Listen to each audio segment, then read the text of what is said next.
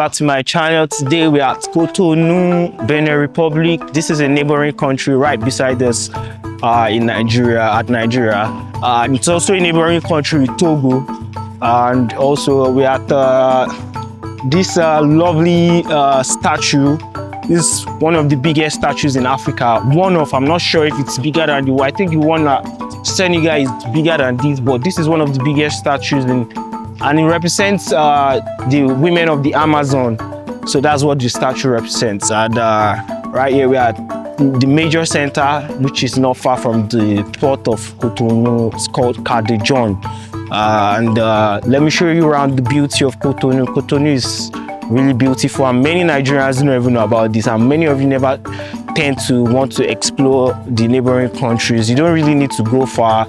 This place offers a lot of beautiful places, and you know, they have 24 hours lights, good roads. Like honestly the roads are really good, starting from the border to this other side of the border, or to this part of Cotonou. The roads are very good. The federal roads are really good, and you'd see that in the video because I'll give you a snippet into what the road looks like. And this particular area, we have so many embassies because we are also close to the airport. But so that's all for now, and it's also one of the eyebrow areas to live in Cotonou, and it's very beautiful.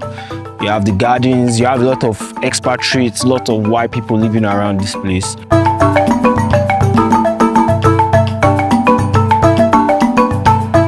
So that'll be all, and let's go. Cotonou, a city that grows on you without even trying. The commercial heartbeat of Benin Republic, calm, wholesale, cultural, and quietly rising in the real estate, tourism, and development. And trust me, this isn't my first time here, not even the second, not even the third. I've lived in Cotonou for months in the past, and every time I return, I realize why this place keeps pulling me back. There is something different in the air here. The beaches are clean, the people are calm, and the old city moves with a certain softness you don't get anywhere else in West African capitals. Benin is a francophone country, so the main language is French. But if you speak Yoruba, you are already halfway home. Especially among the Igbo people, who share a deep cultural connection with Nigeria. The traditional language here is Fogbe, spoken proudly by the Fon people, many of whom have been fishermen for generations. Their culture runs deep, and the history is powerful. In some of my earlier trips, I explored Cotonou's real estate sector, a market fast-growing, stronger every year. I asked the questions about how foreigners can acquire land, how property registration works, and why investors are starting to notice this city. If you want the full breakdown to this, the link is in the description below to a video I made previously. But on this particular trip, I wanted something new. I wanted to explore the soul of the country. I visited a place called Ouidah, not my first time. One of the first stops was Ouidah, one of the most historic places in West Africa.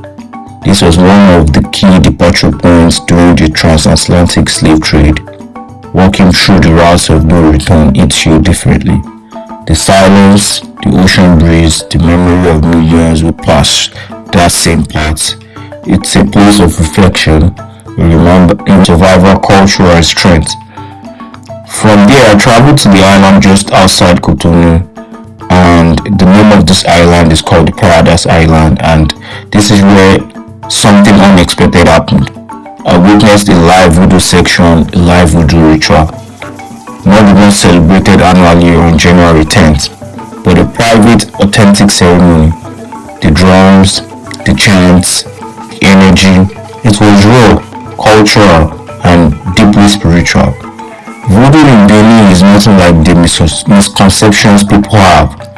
It's structured, respected, and a major part of their identity.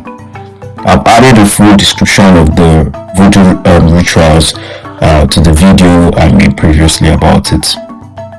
Next up was Ganvié, the largest stilt village in Africa, a floating settlement built entirely on water right on Lake Nokwe. This place is often called the Venice of Africa. the name fits perfectly. You travel by canoe through narrow waterways, you see floating markets, schools on water, and entire families living their lives above the lake.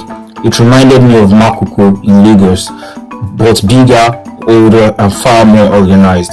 Makoko is this kind of settlement you see along the Third Mainland Bridge, beneath the Third Mainland Bridge, above the lagoon, when you're coming from the mainland to the island, or coming from the island to the mainland. But you can perfectly see it when you're coming from the mainland to the island, because it's on the other side, on the right hand side of the bridge. That's if you're facing towards the island. One other thing you notice quickly is how proud Beninese people are of their culture, from language to music to religion.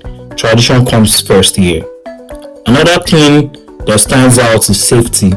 Police officers are stationed at every major junction, calmly observing and protecting the citizens and businesses, not harassing people, not disrupting businesses, just doing their jobs and observing and making sure there's orderliness. It's a big reason the city feels really peaceful. Cotonou is a home to over 2.5 million people, which is about 10% of that of Lagos State, and almost the same landmass, if I'm not wrong, but still carries a vibe of calm coastal town. One of my favorite discoveries was the Bab's Dock, a peaceful hideout built by the Dutch couple who visited Benin decades ago, fell in love with the landscape and never left. To reach Bab's Dock, you take a slow boat ride through the mangrove tunnels, then cross a quiet lake before arriving at the serene wooden dock surrounded by nature. It's a perfect place to escape the noise of the city, the chows of the city, a perfect getaway spot. And it's so really nice. I spoke with the owner who was a lady.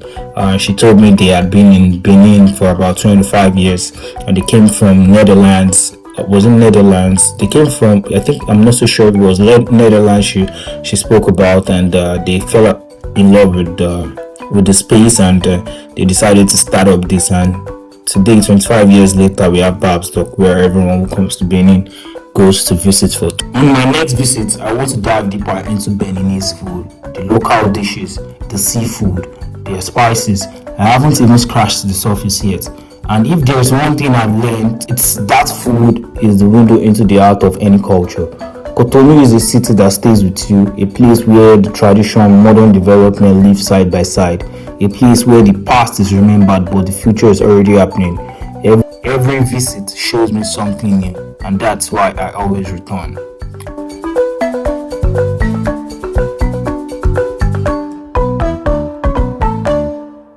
So if you made it to the end of this video, thank you for watching. Kindly subscribe, turn on your notification. I'll see you on the next one.